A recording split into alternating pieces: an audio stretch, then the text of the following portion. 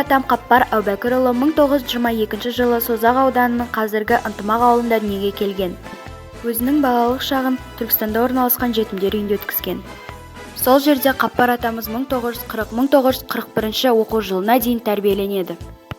Көп кешікпей 1943 жылы отан қорғау үшін күзде Кеңес армиясы қатарына алынып, майданға 1945 жылы қаңтарда жіберіледі.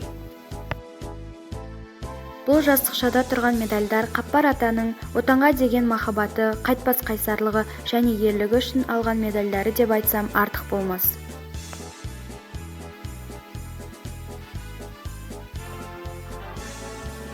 Менің атам соғыс жылдарынан кейін шығармашылықпен де айналысты. Бізге мұра етіп өзінің атынан 2 кітабын қалдырды. Алғашқы кітабы «Өткен жолдан із қалар» деп аталса, екінші кітабы «Өмір иірімдері» деп аталады.